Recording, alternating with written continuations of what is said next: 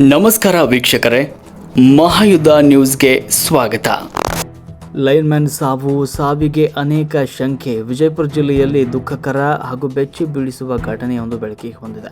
ಬಸವನ ಬಾಗೇವಾಡಿ ತಾಲೂಕಿನ ಹೆಗ್ಗಿಹಾಳ ತಾಂಡದಲ್ಲಿ ಕರೆಂಟ್ ಸಮಸ್ಯೆ ಸರಿಪಡಿಸುವ ವೇಳೆ ಲೈನ್ಮನ್ ಶ್ರೀಧರ್ ಲಮಾಣಿ ಅವರಿಗೆ ವಿದ್ಯುತ್ ಶಾಕ್ ತಗುಲಿ ಸಾವನ್ನಪ್ಪಿರುವ ಘಟನೆ ನಡೆದಿದೆ. ಈ ಘಟನೆಯ ಬಳಿಕ ಸ್ಥಳದಲ್ಲಿ ಆತಂಕ ಮತ್ತು ಆಕ್ರೋಶದ ವಾತಾವರಣ ಕೂಡ ನಿರ್ಮಾಣವಾಗಿತ್ತು. ಲಭ್ಯವಾದ ಮಾಹಿತಿ ಪ್ರಕಾರ ಹೆಗ್ಗಿಹಾಳ ತಾಂಡದಲ್ಲಿ ವಿದ್ಯುತ್ ಸಮಸ್ಯೆ ಉಂಟಾದ ಹಿನ್ನೆಲೆ ಲೈನ್ಮನ್ ಶ್ರೀಧರ್ ಲಮಾಣಿ ದುರಸ್ತಿ ಕಾರ್ಯದಲ್ಲಿ ತೊಡಗಿಸಿಕೊಂಡಿದ್ದರು. ಈ ವೇಳೆ ಏಕಾಏಕಿ ವಿದ್ಯುತ್ ಶಾಕ್ ತಗುಲಿ ಅವರು ಟಿಸಿ ಮೇಲಿಂದ ಕೆಳಗೆ ಬಿದ್ದಿದ್ದಾರೆ ಅಂತ ತಿಳಿದು ಬಂದಿದೆ.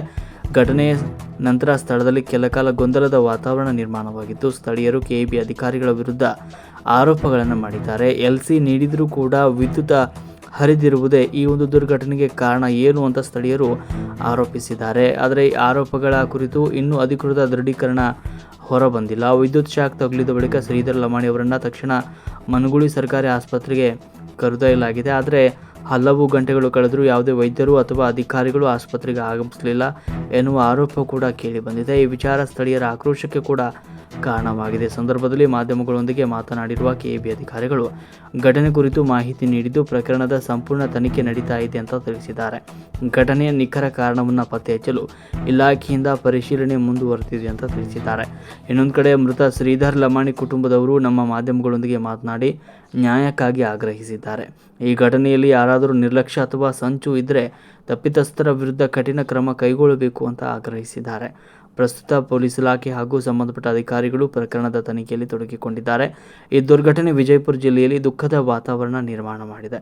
ಇನ್ನಷ್ಟು ಮಾಹಿತಿ ಲಭ್ಯವಾದ ತಕ್ಷಣ ನಿಮಗೆ ತಲುಪಿಸ್ತೇವೆ. ವರದಿ ಬಂದಿನವಾಜ್ ಕೋಳ್ಯಾಳ್, ಮಹಾಯುದ್ಧ ನ್ಯೂಸ್, ಬಸವನ ಬಾಗೇವಾಡಿ.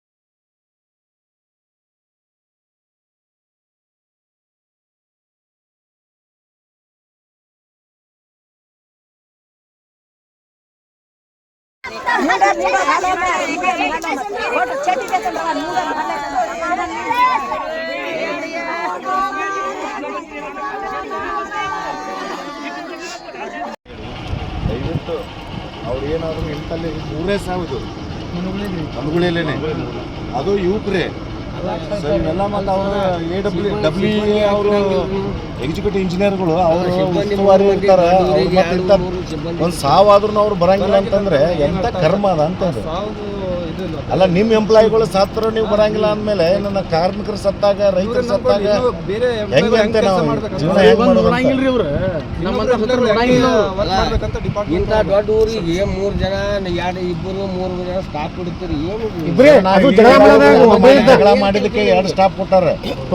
ನಮಗೆ ಸ್ಯಾಂಕ್ಷನ್ ಆಗಿದ್ದು 4. ಅಲ್ಲ ಇದು ಏನು 4 2 ಇಲ್ಲ ಸರ್. ಇಲ್ಲಾಂದ್ರೆ ನಾವು ನಿಮ್ಮೆಲ್ಲೂ ನಾವು ಕಂಪ್ಲೇಂಟ್ ಕೊಡ್ಬೇಕಾಗತ್ತೆ. ನೀವು ಮತ್ತು ಅವ್ರಿಗೆ ಹೇಳ್ರಿ, ನೀವು ಎಗೆ ಕರೆಕ್ಟಾಗಿ ಸ್ಟಾಫ್ ಕೊಡೋದ್ರೆ ಎಗೆ ಬರ್ತಾರೆ, 2 ದಿವಸ ಇರ್ತಾರೆ, 4 ದಿವಸ ಓಡೋಕ್ಕಾರ್ರಿ ಅಂತ ಹೇಳ್ತಾರೆ.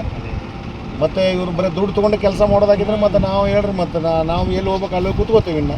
ಅಲ್ಲ ಸರಿಯಾಗಿ ಇನ್ನು ಸುಮ್ಮನೆ ನಾವು ಇಲ್ಲಿ ಮೊದಲೇ ಬಂದಿದ್ದೇವೆ ಅಂದ್ರೆ ಮತ್ತೆ ಬೇರೆನೇ ಹಾಕಿತ್ತಿಲ್ಲಿ ಬೇಡ ಅಂತ ಹೇಳಿಸಿದ್ರೆ ನಾವು ಬರೋದು ಲೇಟಾಗಿ ನಮಗೆ ಟೈಮ್ ಸಿಗಲಿಲ್ಲ. ಮತ್ತು ಇಂಥ ದೊಡ್ಡ ನಿಮ್ಮ ಎಂಪ್ಲಾಯಿ ಸತ್ರು ನಿಮ್ಮವ್ರಿಗೆ ಬರೋಂಗಿಲ್ಲ ಅಂತಂದರೆ ರೈತರಿಗೆ ಏನು ಸೇವೆ ಮಾಡಿದ್ರಿ ಅಂತ ನಮಗಂತೂ ಗೊತ್ತಾಗ್ತಾ ಇಲ್ಲ.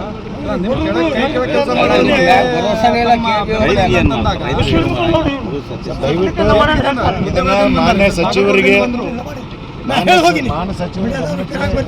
ಗಮನಕ್ಕೆ ತರೋಕ್ಕಿಂತ ಮುಂಚೆ ನಿಮ್ಮ ಮೇಡಮ್ ಅವ್ರಿಗೆ ಹೇಳೋಕ್ಕಿಂತ ಮುಂಚೆ ಇದನ್ನು ಆ್ಯಕ್ಷನ್ ತೊಗೊಂಡು ಅದನ್ನು ದಯವಿಟ್ಟು ತನಿಖೆ ಮಾಡಿ ಅದು ಏನಾಗಿದೆ ಅಂತ ಹೇಳಿ ನಾವು ಸ್ವಲ್ಪ ಜನರಿಗೆ ತಿಳಿಸ್ರಿ. ಇಲ್ಲಿಕಂದ್ರೆ ನಾವು ಒಂದು ಉಗ್ರವಾದ ಹೋರಾಟ ಮಾಡಬೇಕಾಗತ್ತೆ ಮನಗುಳಿ ಸ್ಟೇಷನ್ ಮುಂದೆ.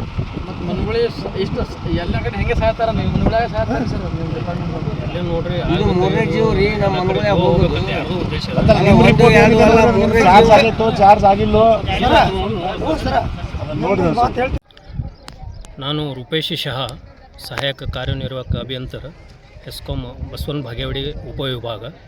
ನಮ್ಮದು ವ್ಯಾಪ್ತಿಯಲ್ಲಿ 5 ಶಾಖಾಧಿಕಾರಿಗಳು ಬರ್ತಾವ್ರೆ. ಮನಗುಳಿ, ಉಕ್ರೆ, ಇಂಗ್ಲೇಶ್ವರ ಮತ್ತು ಹೂವಿನೆಪ್ಪರ್ಗಿ, ಬಾಗೇವಾಡಿ ಪಟ್ಟಣ ಮತ್ತು ಬಾಗೇವಾಡಿ ರೂರಲ್.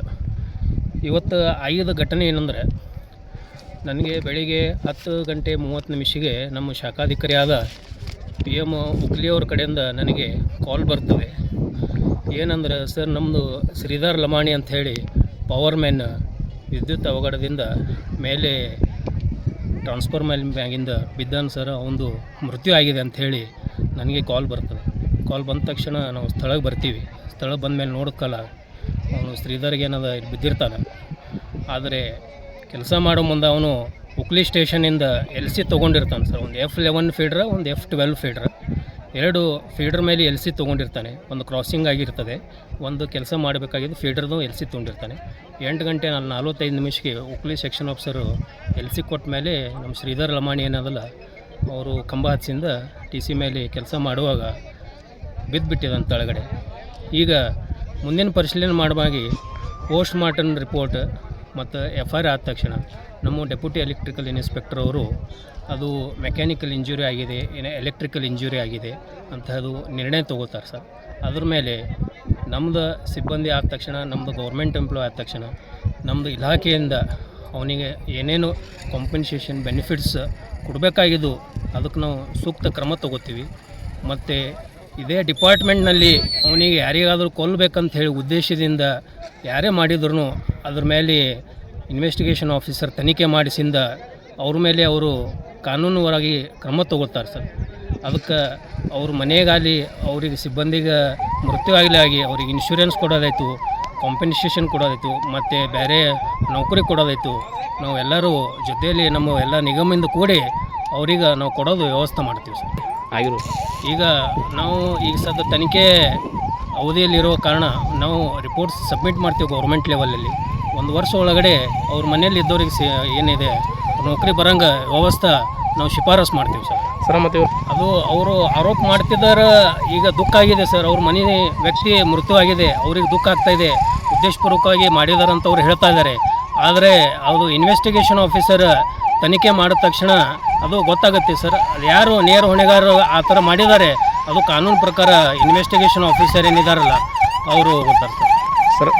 ಇಲ್ಲ, ನಾವು ಇಲಾಖೆಯಿಂದ ಅದು ಮಾಡಿಸ್ತೀವಿ ಸರ್ ಏನಿದ್ದು. ನಾನು ರೂಪೇಶ್ ವಿ ಶಹಾ, ಸಹಾಯಕ ಕಾರ್ಯನಿರ್ವಾಹಕ ಅಭಿಯಂತರರು, ಮತ್ತು ಇವರು ನಮ್ಮ ಸಿಬ್ಬಂದಿಯಾದ CS ರೆಡ್ಡಿ, ಉಕ್ಲಿ ಸ್ಟೇಷನ್ ಇನ್ಚಾರ್ಜ್. ಇವರು ನಮ್ಮ SO ರಜಪೂತ್ ಅವರು, ಹೂವಿನಿಪ್ಪರಿಗೆ ಶಾಖಾಧಿಕಾರಿ.